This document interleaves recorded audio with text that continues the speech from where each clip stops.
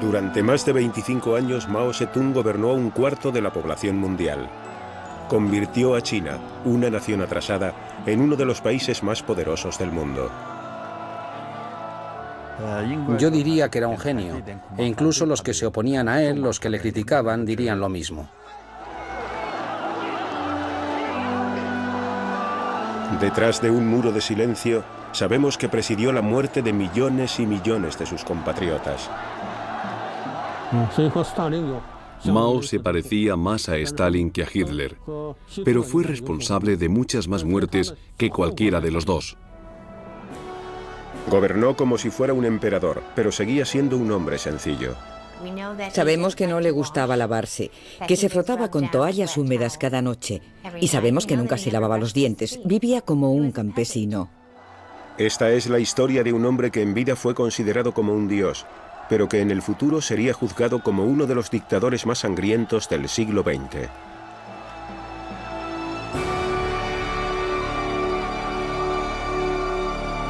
Mao Zedong.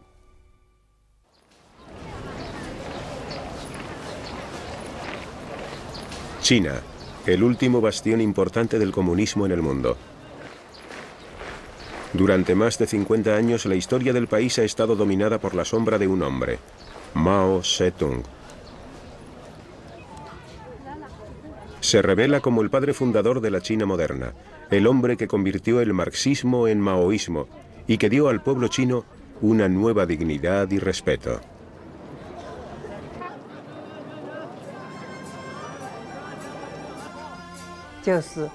La gente creía que Mao Zedong les traería la felicidad. Hay una canción popular llamada El Este es Rojo, que dice: el Este es rojo, el sol es reciente, Mao Zedong ha aparecido en China.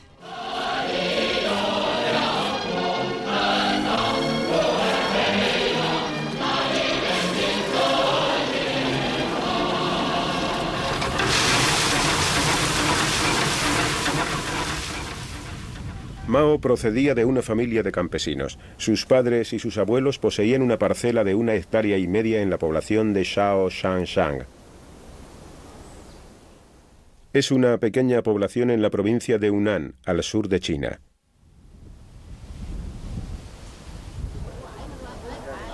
Fue aquí, en esta casa que ahora es un museo, donde nació Mao el 26 de diciembre de 1893.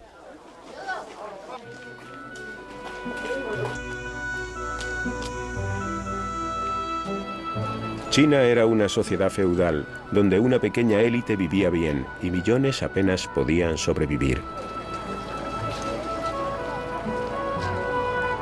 En las ciudades se extendió la adicción al opio.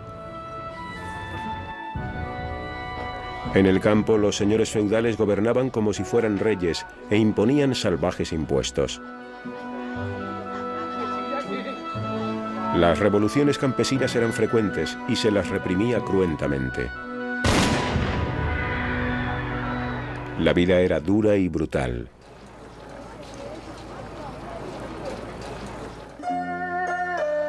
La familia de Mao era de mejor condición social que otras muchas. Su padre, Mao Zedong, era un hombre que se había hecho a sí mismo, de marcado temperamento, que creía en las virtudes del trabajo duro y a menudo pegaba a sus hijos. Mao y sus dos hermanos pequeños eran más felices junto a su madre Wen Chi-mei, una budista analfabeta pero entregada que intentaba protegerles. Mao tenía una relación muy estrecha con su madre. Pasaba mucho tiempo discutiendo con su padre y en sus últimos años, cuando fue a visitar la tumba de sus padres, Mao dijo que su madre había sido mucho más importante para él de lo que fue su padre. A la edad de 6 años, el joven Mao ya trabajaba duro durante horas en los campos de su padre. Recibió una corta educación y para cuando cumplió los 13 años ya trabajaba a jornada completa en la granja de su padre. Cada vez era más impaciente. No tenía educación, pero tenía una ambición que él ignoraba. Y esta era una muy buena combinación. No sabía qué hacer consigo mismo, pero siempre tenía un apetito voraz por la lectura y un espíritu de aventurero radical. Cuando tenía 14 años, su padre arregló su matrimonio con una muchacha de la localidad, pero Mao por aquel entonces ya sabía que quería escapar de la vida local y nunca la aceptó ni vivió con ella.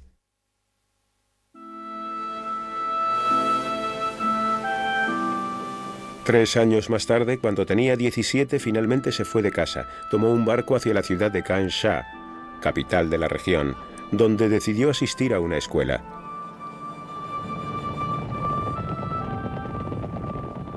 Casi inmediatamente se vio envuelto en una revolución. Durante años, China había estado gobernada por una monarquía corrupta e incompetente. El país se desmoronaba. La monarquía fue derrocada por el movimiento republicano moderno dirigido por Kuomintang, o el Partido Nacional. Mao se unió a la agitación, aunque en Changsha había una calma relativa.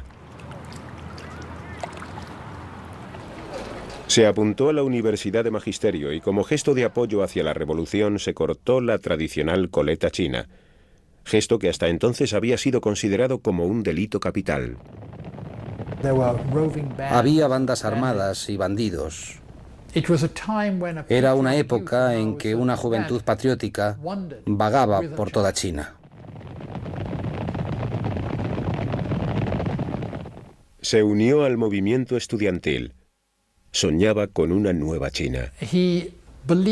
Creía en la importancia del bienestar físico. Sabemos esto porque uno de sus amigos de juventud escribió un libro sobre el tiempo que vivieron juntos y sobre cómo Mao le convenció a él y a algunos otros para recorrer el campo durante las vacaciones, cruzando ríos y atravesando montañas, porque pensaba que si la gente joven era la que iba a salvar a China, tenían que estar sanos y fuertes para lograrlo. En 1918 recibió el título de maestro. Tenía 24 años. En ese mismo año su adorada madre moría. Ahora ya no le quedaba ningún incentivo para volver a casa y se marchó a la capital, Beijing, para buscar trabajo. La ciudad estaba llena de gente joven intentando ganarse la vida. Mao tuvo dificultades para encontrar trabajo, pero al final encontró un puesto humilde en la universidad y se mudó a una habitación que compartía con otras 7 personas en la parte pobre de la ciudad. Mao era ayudante en una biblioteca de Beijing y creo que para él esto fue lo más cercano a la educación universitaria. Los estudiantes, los otros estudiantes, le trataban con desprecio. También el nivel de este puesto le frustraba enormemente. Fue en ese momento, al mezclarse con los estudiantes, cuando Mao oyó hablar de la revolución comunista en Rusia y se quedó fascinado. Parecía ofrecer nuevas esperanzas para los campesinos oprimidos de su propio país. Mao se convirtió en un marxista revolucionario y miembro inaugural del Partido Comunista Chino. Se trataba de un pequeño grupo, y Mao era, digamos, como el representante de las masas, por decirlo de alguna manera, y nadie le tomaba en serio en absoluto. Mao volvió a la provincia de Hunan para predicar el comunismo entre los campesinos. Con él se llevó a su nueva esposa, la hija de un antiguo profesor suyo. Pero le quedaba poco tiempo para la vida familiar. China entonces estaba gobernada por un violento anticomunista llamado Chiang Kai-shek. En 1927 abatió a sus oponentes radicales. Miles de comunistas fueron brutalmente aniquilados. A muchos les dispararon y golpearon.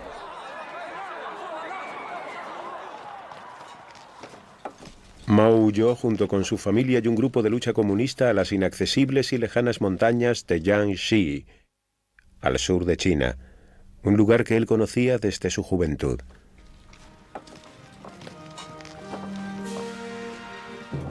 Tenía casi 40 años, era un hombre perseguido y había una recompensa por su cabeza de $250.000 de plata. Iba a erigirse como la figura revolucionaria más importante de China.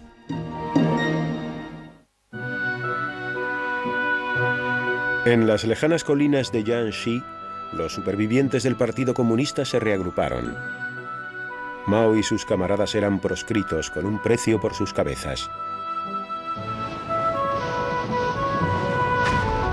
Tomaron las tierras y empezaron a construir una base militar.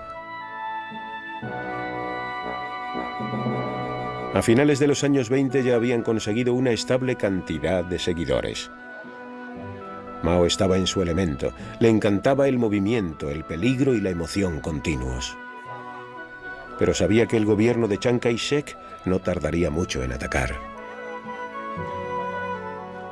Mao y otros comunistas se dieron cuenta de que habían construido un ejército poco a poco y con mucha dificultad, porque los campesinos no querían ser guerreros, solo querían ocuparse de sus tierras, cuidar a sus familias. Y a Mao le resultó muy difícil formar un ejército, pero paulatinamente sí que lo logró en diversas bases militares, y esto suponía una amenaza. Mao estaba aprendiendo a ser un organizador hábil y despiadado, aunque lo ocultaba detrás de una fachada de carácter encantador. Mao rezumaba una especie de sencillez básica. Llevaba ropas humildes. Su ropa estaba llena de quemaduras de cigarrillos. Se rascaba en público. Hacía todo tipo de, cometía todo tipo de vulgaridades encantadoras. Y esto hacía que la gente se sintiera muy a gusto, e incluso a veces superior a él. El comunismo se había convertido en una amenaza que el gobierno no podía ignorar. Y en 1930, Chiang Kai-shek atacó. Los comunistas eran muy inferiores en número y en armas, y si confiaban en las tácticas militares convencionales, serían aniquilados. Fue entonces cuando Mao escribió su famoso Tratado Militar de Guerrillas.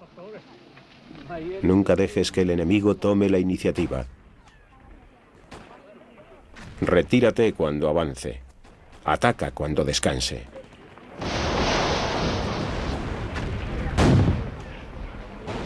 Una de las primeras víctimas fue la esposa y compañera de Mao, Yang Kai-hui, que murió en un combate de guerrillas. 6 meses más tarde, cuando las tropas del gobierno se acercaron, Mao se volvió a casar. Su nueva esposa era una guerrillera llamada Hol Shei-chen, pero fue un matrimonio que vivió en constante fuga. En 1934 había casi 1 millón de soldados del gobierno rodeando el campamento comunista. Incluso la guerra de guerrillas se hizo imposible. Los comunistas aceptaron su derrota y se vieron obligados a retirarse. A medida que se retiraban, discutían sobre qué harían después. La mayoría de los líderes quería realizar su última hazaña heroica. Mao, casi completamente solo, se opuso a ello, y después de semanas de retirada, afectado por las derrotas militares, se vio obligado a comparecer. Eligió justo el momento oportuno, cuando todo el mundo estaba harto. Habían recorrido cientos y cientos de kilómetros sin saber dónde iban, y él vio este momento como la oportunidad de llevar a cabo una confrontación y convertirse en el líder.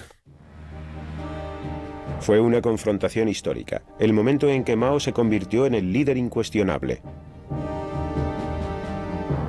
Partiendo desde el sur, desde Jiangxi, en la mayor retirada de la historia militar, un viaje de unos 10.000 kilómetros atravesando China hasta Shanxi en el norte.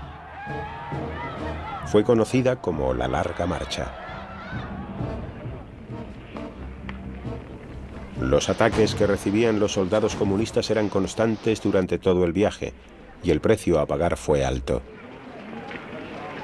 De las 100.000 personas que partieron, solo sobrevivieron menos de 20.000. Pero la larga marcha salvó a los comunistas de una muerte segura y convirtió a Mao en una leyenda viviente.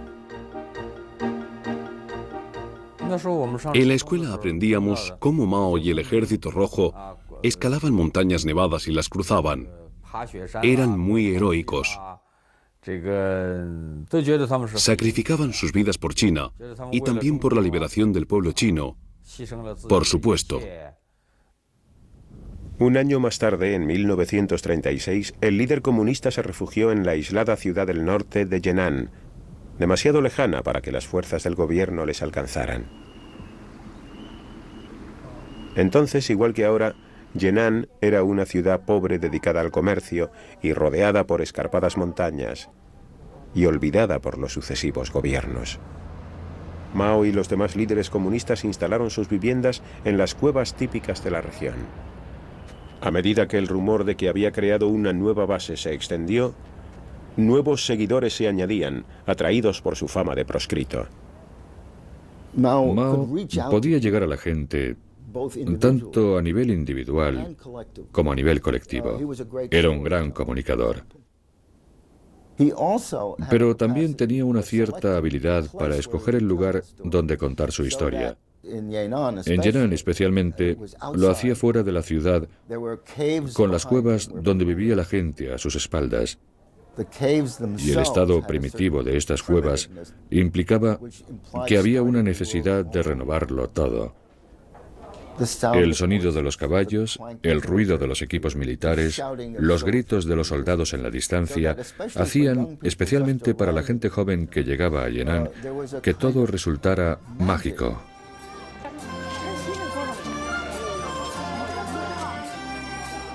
Yenan pasó a ser una zona comunista liberada, y por primera vez en muchos años Mao tenía la oportunidad de comprobar por qué había luchado. Escribió poesías y también más minuciosamente sobre la política revolucionaria. Todos se sentían atraídos hacia él.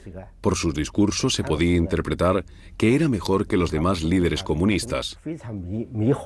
Los otros se habían formado en el frente o en Rusia, de modo que su nivel intelectual era diferente y no podíamos entenderles fácilmente. La mayoría de nosotros preferíamos a Mao. Mao explotaba su popularidad. Detrás de su fachada de gran líder, también había un mujeriego. Mao era muy popular, ya que exigía una rígida disciplina a sus oficiales con respecto a las mujeres y a los derechos de estas. Y él, a su vez, literalmente se aprovechaba de la situación. Era un famoso filántropo. Cuando llegaron los nuevos refuerzos, Mao comenzó una relación con una actriz llamada Yan Qin. Abandonó a su mujer por ella. Y al año siguiente contraía matrimonio por cuarta vez. Permaneció junto a Yan Qin durante el resto de su vida, aunque tampoco le sería fiel. Solo más tarde quedaría claro que la crueldad de Mao era parte de su personalidad.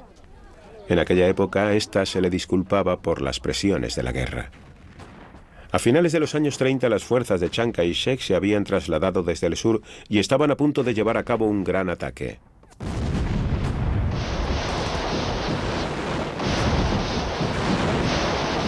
La ayuda llegó de un lugar inesperado. El antiguo enemigo de China, Japón, invadió China, cometiendo verdaderas atrocidades entre la población civil.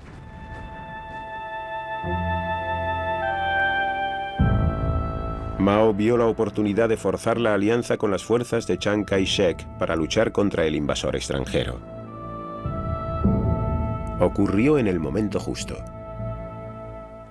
La invasión japonesa hizo posible que Mao obtuviera mayores honores, así como el apoyo popular, con el fin de lograr que Chiang Kai-shek desistiera en sus ataques contra los comunistas y formar un ejército contra los nipones.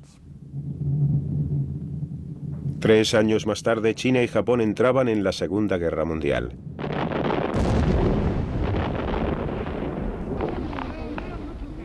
Estados Unidos envió refuerzos y consejeros para ayudar a Mao a luchar contra los japoneses.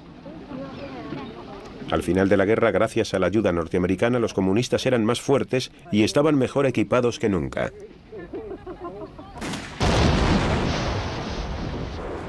En 1949, después de una serie de batallas contra las tropas del gobierno, las guerrillas de Mao invadieron el país y entraron en la capital, Beijing.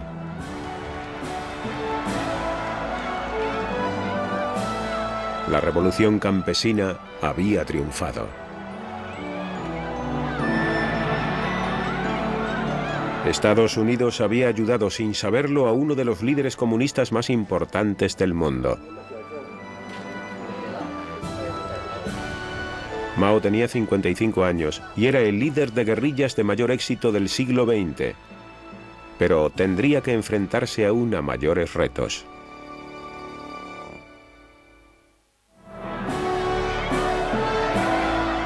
El 1 de octubre de 1949, en la plaza de Tiananmen de Beijing, Mao Zedong proclamó el nacimiento de la República Popular China. Esto suponía el final de 30 años de guerra civil.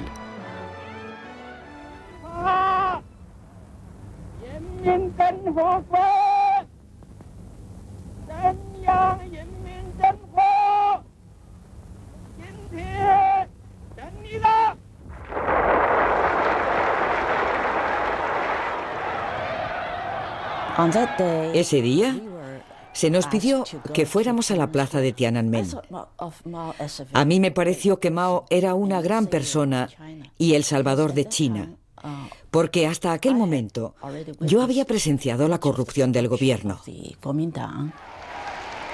Por eso le admiraba mucho y por eso llevé a mis compañeros de la universidad.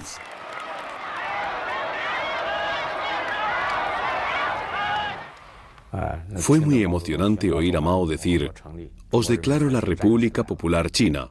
Yo no había oído mucho sobre esto, pero en el fondo de mi corazón Mao se convirtió poco a poco en un dios. Ese otoño Mao viajó al norte, a Moscú.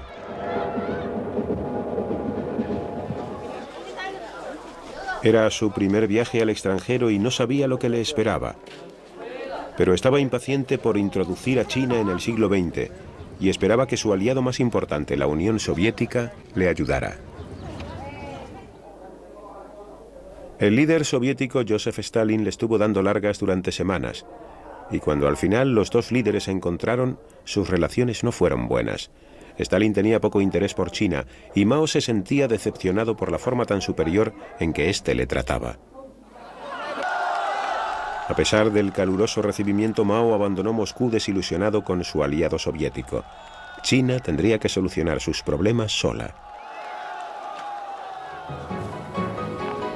De vuelta a casa, mantuvo su promesa hacia los campesinos y anunció un programa de reforma de tierras.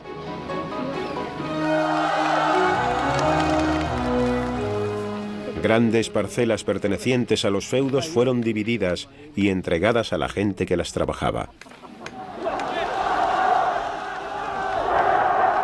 Los señores feudales fueron humillados públicamente.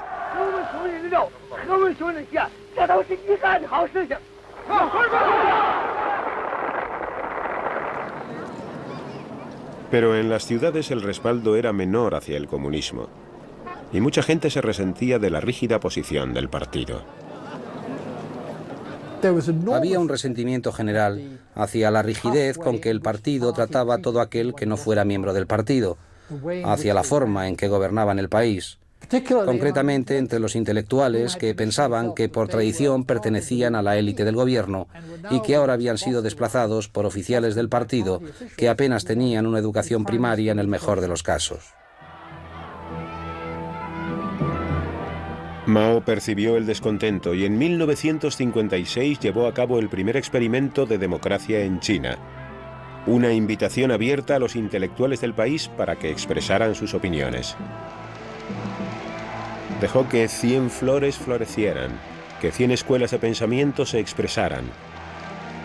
Se esperaba la peor de las críticas.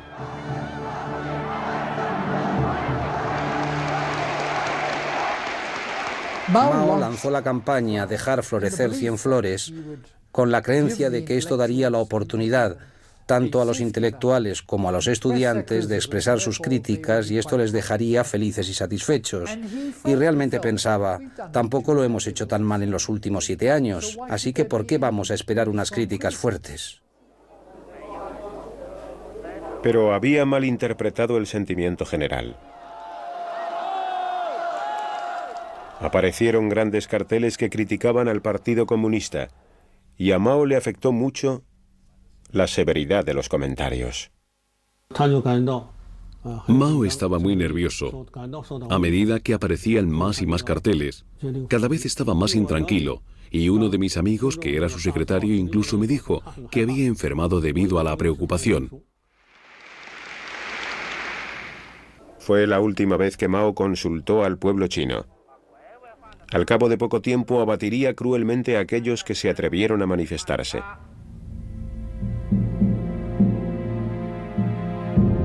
Cientos de miles fueron clasificados como derechistas y perdieron sus trabajos. Decenas de miles fueron enviados a prisión.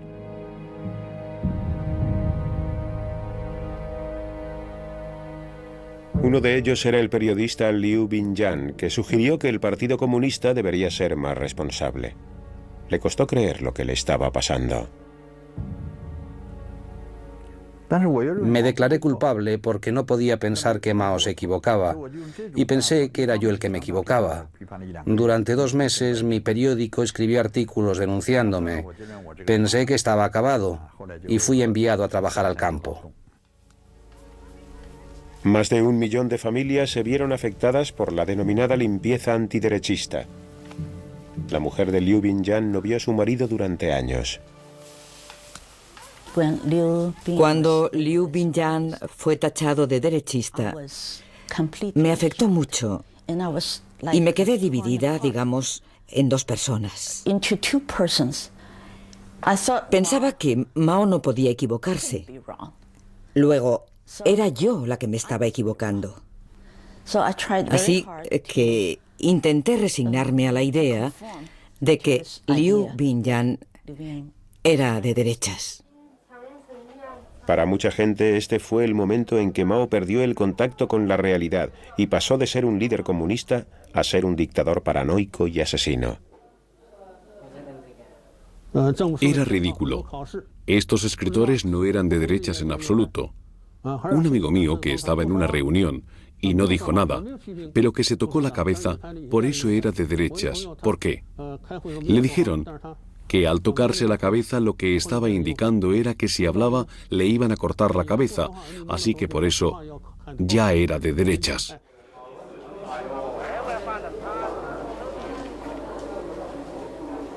Pero a Mao ya no le importaba.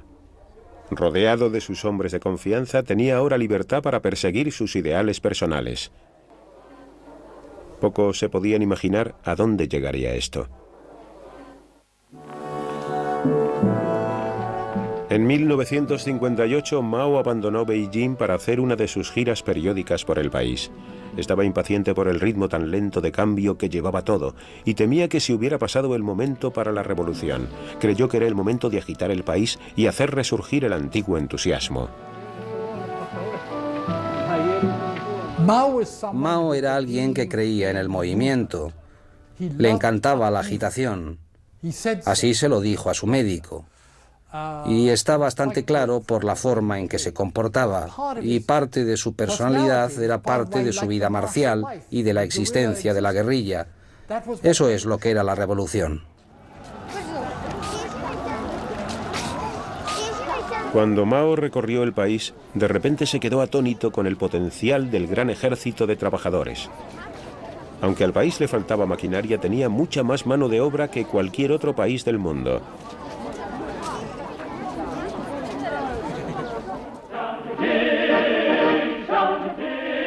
Ese verano habló de pasar a la acción y lo llamó el gran salto adelante, una movilización masiva de millones de chinos.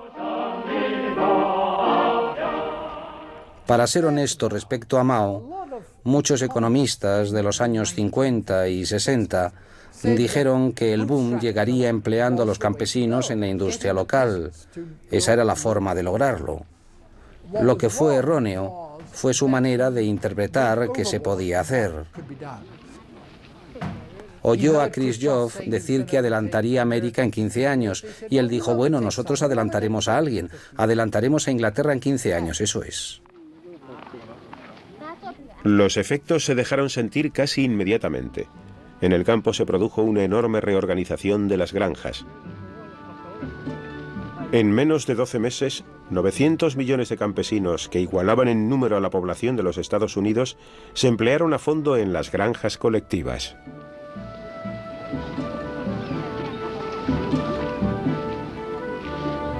Se esperaba que la producción de grano se cuadruplicara.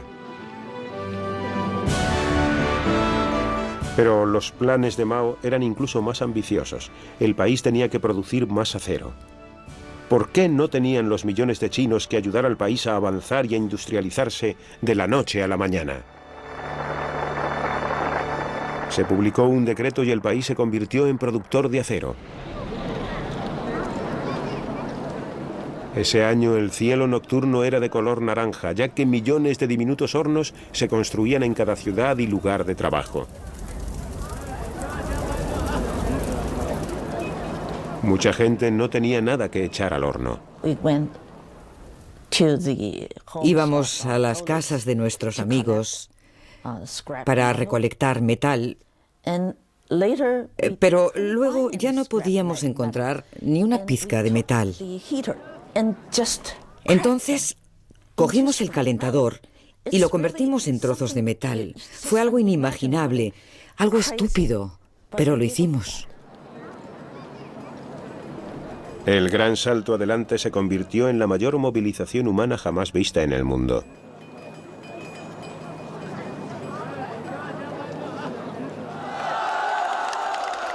Los informes reflejaron un enorme crecimiento de la producción. Mao quería oír buenas noticias, y como los recuerdos de la limpieza antiderechista todavía estaban frescos en la memoria del pueblo, nadie le contradecía. Mao se volvió ciego y sordo. Estaba aislado y enfermo, como un emperador en su palacio. El año siguiente la verdad salió a la luz. La mayor parte del acero era inservible. Y lo que es peor, con el fervor de producirlo se habían dejado de recolectar las cosechas durante los 2 últimos años. En 1958 o 1959, más o menos, tuve la impresión de que Mao realmente se había divorciado del mundo que le rodeaba, del pueblo chino, y que había sido capaz de organizar una revolución, pero que no sabía cómo gobernar un país. En el invierno de 1959, como resultado de las ambiciones de Mao, China se había visto empujada a una hambruna segura. Las antiguas ciudades se morían de hambre. La gente no tenía nada que llevarse a la boca, ya no tenían que comer. Cuando ya no les quedaba nada, se comían los cuerpos de los que habían muerto hacía poco.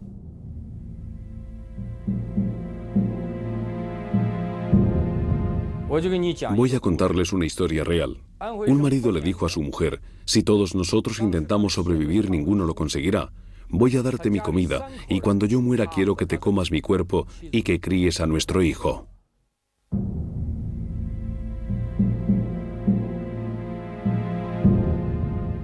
Nadie sabe hasta qué punto se extendió ese canibalismo.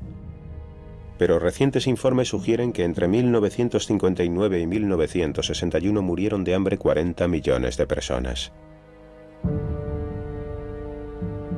Fue la peor hambruna de toda la historia.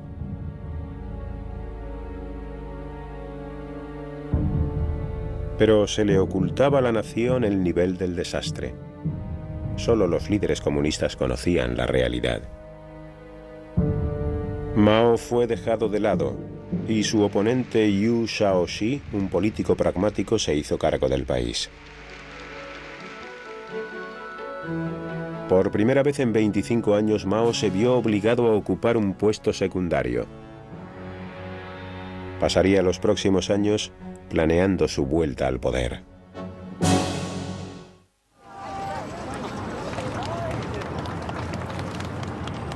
En 1966, Mao, a la edad de 73 años, se dio un baño al que se le dio mucha propaganda en el río Yangtze.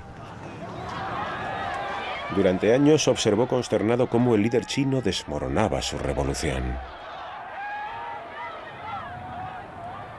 Ahora era el momento de volver al panorama político, y esta fue su forma de decir: miren, he vuelto.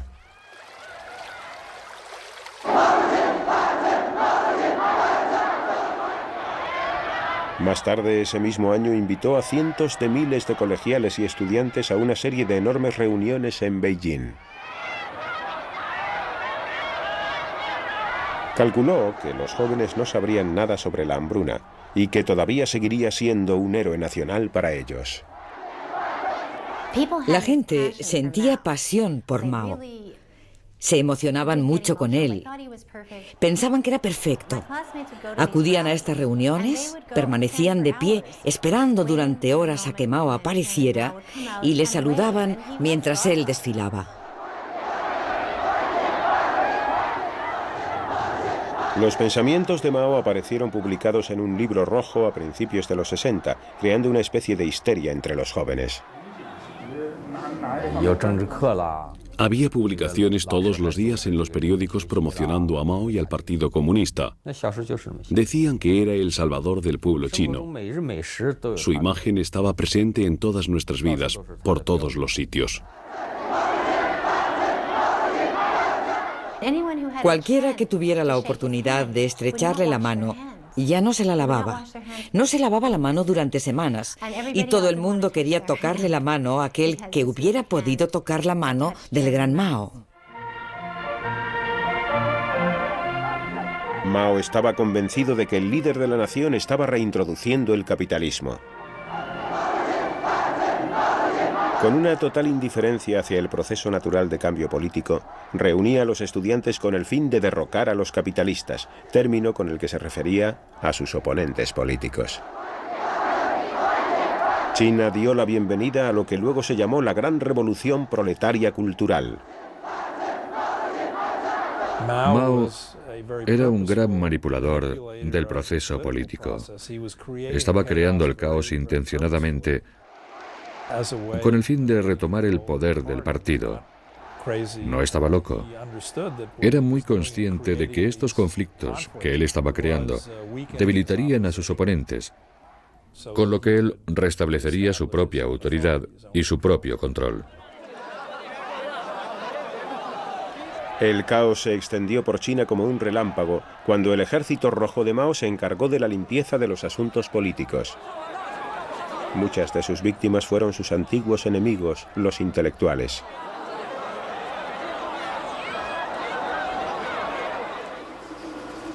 Chen Yixi se atrevió a escribir una carta a Mao exigiéndole una mayor democracia. Me detuvieron y denunciaron cientos de veces. Me golpearon 3 veces brutalmente. Me quedé tan agotado que hubiera podido morir fácilmente, pero de hecho quería vivir. 4 miembros de mi familia fueron asesinados porque se me acusaba de contrarrevolucionario.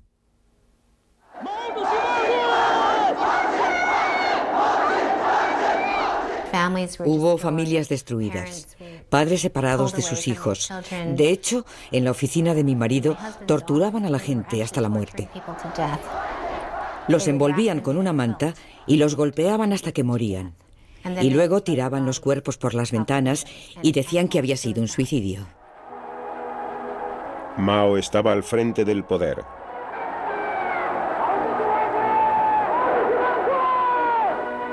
En una reunión del Partido Comunista en 1969 recibió una bienvenida histérica por parte de sus seguidores.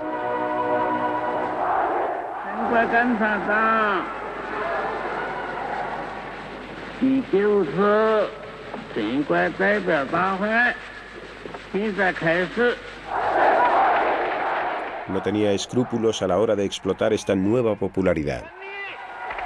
A medida que el arma roja se extendió por el país, se entregó abiertamente a su antigua afición por las mujeres jóvenes.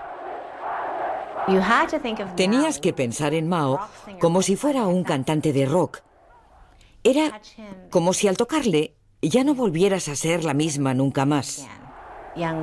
Las mujeres jóvenes querían estar con él, servirle de la forma que fuera. Todas mis compañeras de clase querían entretenerle y por eso iban en secreto, sin que lo supiéramos, al centro de la comedia y le divertían. Así que para él no suponía ningún problema encontrar a chicas que se acostaran con él. A finales de los 60, más de 1 millón de personas habían sido asesinadas o encarceladas por el Ejército Rojo. Los oponentes de Mao habían sido derrocados del poder.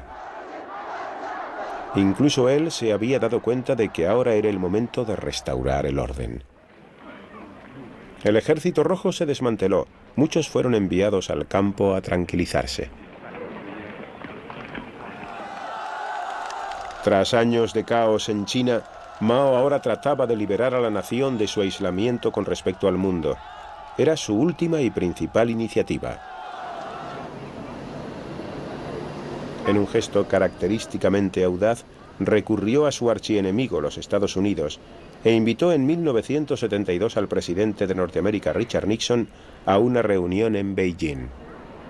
Primera ocasión de diálogo entre los dos países durante más de 3 décadas. A Mao le gustaba la compañía de Nixon, aunque la delegación norteamericana tenía dificultades para encontrar sentido a lo que decía.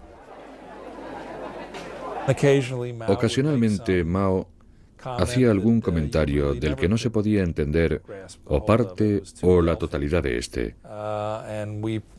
Era demasiado complejo y no conocíamos el contexto en el que hablaba para poder entender lo que quería decir. Pero los chinos también estaban en la misma situación. No pisaban suelo firme. Sentían pánico de malinterpretar a Mao, de entender algo que no estuviera diciendo. Era el principio del resurgimiento chino en el mundo, pero el estado de salud de Mao se estaba deteriorando y no viviría para ver los beneficios de su diplomacia. El 18 de septiembre de 1976, Mao moría a la edad de 83 años.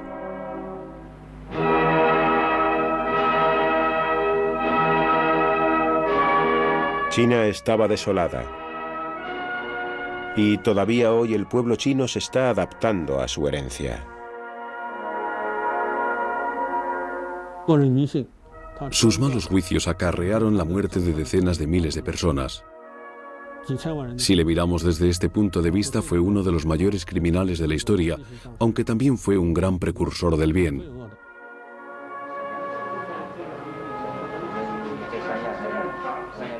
Había 2 caras en el carácter de Mao, y sin él la revolución no hubiera sido posible. Pero también era horrible y cruel. Era al mismo tiempo un monstruo y un genio.